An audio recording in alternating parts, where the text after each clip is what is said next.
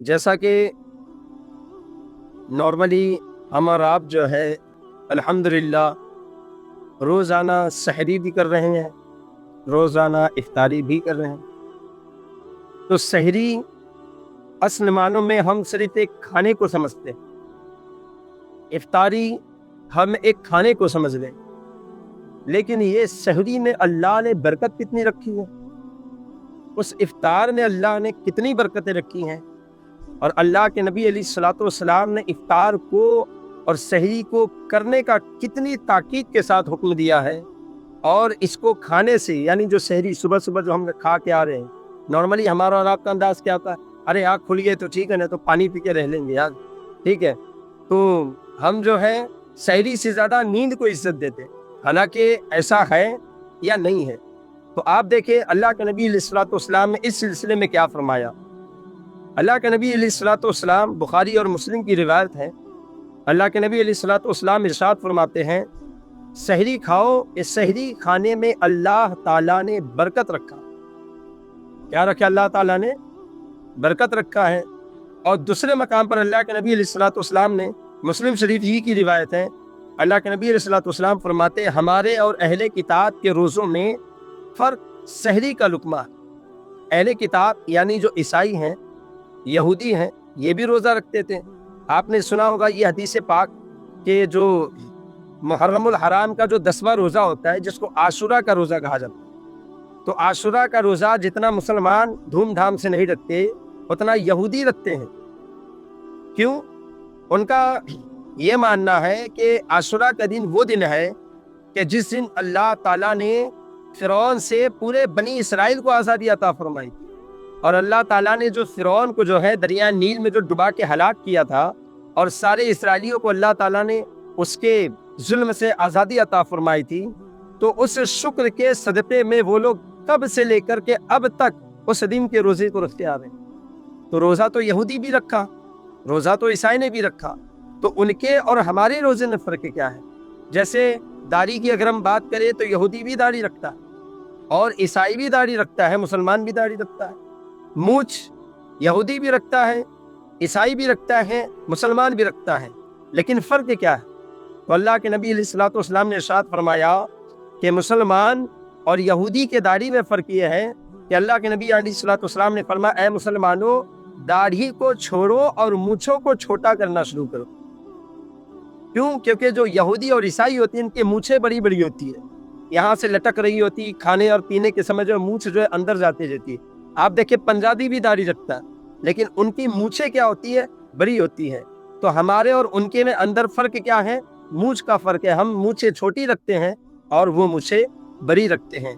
और हम जो दाढ़ी की जो लिमिट है, एक लिमिट तक रखते हैं, लेकिन वो जो है यहाँ तक के लटका लेते हैं, कुछ जो है इसके नीचे तक के, कुछ चोटियाँ बांध करके फैशन करते हैं।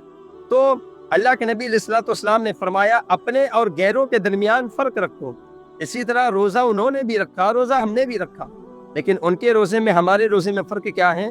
वो सहरी नहीं करते और हम सहरी करते हैं। और सहरी क्यों करते हैं?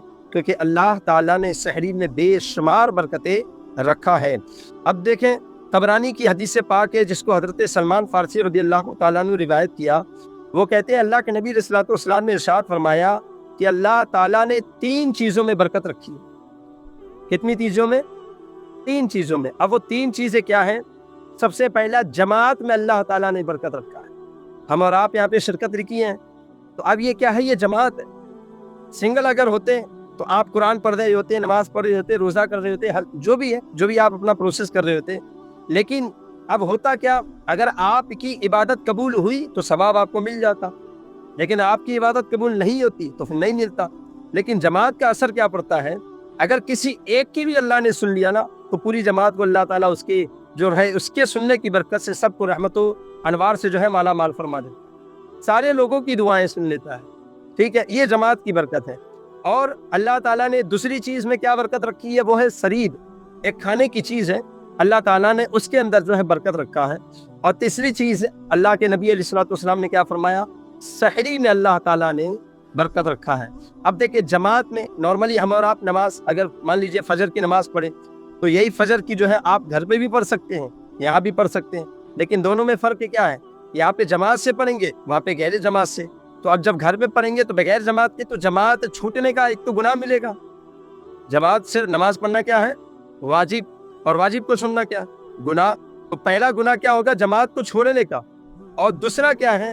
अल्लाह के नबी अलैहिस्सलाम ने इरशाद फरमाया कि एक शख्स तन्हा नमाज पढ़े, 2 रकात अगर पढ़ा तो अल्लाह ताला उसको 2 रकात ही का सवाब अता फरमाएगा। लेकिन एक शख्स अगर जमात के साथ नमाज पढ़े तो मेरे मुस्तफ़ा जान रहमत सल्लल्लाहु अलैहि वसल्लम फरमाते अल्लाह ताला उसको 27 गुना ज़्यादा सवाब अता फरमाएगा। ये किसकी बरकतें हैं? ये जमात की बरकतें हैं। इसी तरह ये जमात हर जगह अल्लाह ताला ने इसमें बरकत रखा। अल्लाह के नबी अलैहि सल्लम ने इरशाद फरमाया, अगर कोई शख्स अपने खाने में बरकत चाहता हो, खाने में बरकत चाहता हो, तो क्या करे? जमात के साथ बैठ करके, जमात के साथ बैठ करके खाए, अपने दस्तरखान को बड़ा कर दे, अल्लाह ताला उसके रिज़्क़ में बेपनाह रहमत और बरकत का नुज़ूल अता फरमाए। अब देखिए, तबरानी की हदीस पाक है जिसको हज़रत अब्दुल्लाह इब्न उमर रज़ियल्लाहु ताला अन्हु ने रिवायत किया। वो कहते हैं कि रसूल पाक सल्लल्लाहु अलैहि वसल्लम ने फरमाया कि अल्लाह और इसके फरिश्ते सहरी करने वालों पर दुरूद भेजते हैं। आप देखें, सिर्फ खा रहे, हम क्या करके रहे? सिर्फ खा रहे हैं, हमको ये भी खाना, हमको वो भी खाना, ये भी पी लेते, वो भी पी लेते, ना जाने क्या क्या कर रहे हैं। लेकिन इस सही को अगर इबादत समझ के किया जाए तो आपका हर लम्हा अल्लाह ताला की बारगाह में जो है मकबूल और सवाब लिखे जाने का हकदार होगा। अब दूसरी जगह अल्लाह के नबी अलैहिस्सलाम ने जो है इरशाद फरमाया कि जिसको हज़रत अब्दुल्लाह इब्न अब्बास रज़ियल्लाहु ताला अन्हु ने रिवायत किया, वो कहते हैं कि रसूल पाक सल्लल्लाहु अलैहि वसल्लम ने फरमाया, सहरी खाने से दिन के रोज़े पर इस्तियानत करो और कैलूला से रात के क़याम पर। अब देखिए, इस्तियानत का मतलब क्या होता है? मदद हासिल करो। क्या होता है? मदद। तो अल्लाह के नबी अलैहिस्सलाम ने फरमाया कि जो सुबह की सहरी है ना, उसको करो। क्यों करो? ताकि दिन भर तुमको रोज़ा रखने में दुश्वारी ना हो। कहीं ऐसा ना हो कि तुम्हें चक्कर आ जाए, कहीं ऐसा ना हो तुम्हें कमज़ोरी आ जाए और तुम अल्लाह की नाफरमानी में पड़ जाओ। तो इसलिए मुसलमानों क्या करो? तुम सहरी कर लो। अब जब सहरी करोगे तो तुम काम पे जाओगे, तो तुमको काम पे जाने पे घबराहट नहीं होगी। तुमको जो है बाजार से सामान लाने के लिए कहा जाएगा तो ये नहीं कहोगे अरे धूप आ रही है, मैं सहरी भी नहीं किया हूँ, एक तो रोज़ा भी रखा हूँ, सहरी भी नहीं किया हूँ, मैं नहीं जाऊँगा। ठीक है, अब मुझे करना क्या? बस चद्दर चाहिए और बिस्तरा चाहिए, एसी वाला पंखा, मैं दिन भर सोऊंगा। क्यों? मैं तो रोज़ेदार हूँ। क्या ये रोज़े का हक है? नहीं। अल्लाह के नबी अलैहिस्सलाम ने फरमाया सहरी करो, सहरी करके अपने रोज़े को मजबूत कर दो, अपने रोज़े में जो है मदद जो है आप पैदा करो। और दूसरा क्या? रात में भी चूंकि जागना है। अब जागना पूरी रात नहीं, कम से कम जागना, कम से कम जो है तरावी की नमाज तो पढ़नी है। तो अब तरावी की नमाज के लिए भी तो मदद, बदन में जान होनी चाहिए। तो अल्लाह के नबी अलैहिस्सलाम ने फरमाया तरावी की नमाज के लिए बदन में जान कैसे पैदा करे? तो अल्लाह के नबी अलैहिस्सलाम फरमाते जब ज़ोहर की नमाज हो जाए तो ज़ोहर के वक्त क्या करो? ज़ोहर की नमाज के बाद थोड़ा सा आराम कर लो, थोड़ा सा आराम कर लो, 15-20 मिनट, आधा घंटा। इसी को कैलूला कहा गया। क्या कहा जाता है? इसी को कैलूला। और कैलूला करना क्या है? ये अल्लाह के नबी अलैहिस्सलाम की सुन्नत है। अब आप देखें, एक हदीस पाक ये है कि तबरानी की है, जिसको अब्दुल्लाह इब्न अब्बास रज़ियल्लाहु ताला ने रिवायत किया। वो कहते हैं नबी करीम सल्लल्लाहु अलैहि वसल्लम ने फरमाया 3 शख्सों पर खाने में इंशाअल्लाह हिसाब नहीं होगा। 3 शख्स खाना खाएंगे क़यामत में, अल्लाह ताला फरमाता है फमन यामल मिस्क़ाल ज़र्रतिन खैरन यरा वमन यामल मिस्क़ाल ज़र्रतिन शर्रन यरा।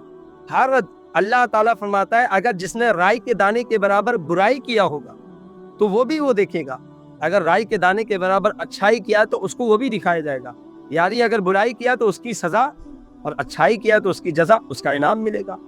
लेकिन क़यामत का जब मरने के बाद मैदान महशर में उठाया जाएगा तो वहाँ पर जो है सबसे पहला नमाज का सवाल होगा, और उसके बाद जो सवाल होगा वो सवाल ये होगा कि कहाँ से कमाया और कहाँ खर्च किया। सवाल क्या होगा? कहाँ से लाया और कहाँ पर खर्च किया। तो अब आपसे मिसाल के तौर पे दिन का अगर हिसाब ले लिया जाए, तुमने बताओ 1-1 रुपया कहाँ कहाँ पर खर्चा किया, तो इंसान परेशान हो जाता है, यार मैंने सुबह में किसको दिया, शाम को किसको दिया, फिर उसको याद आता है 10 रुपया उसको भी दिया था, 20 रुपया उसको भी दिया था।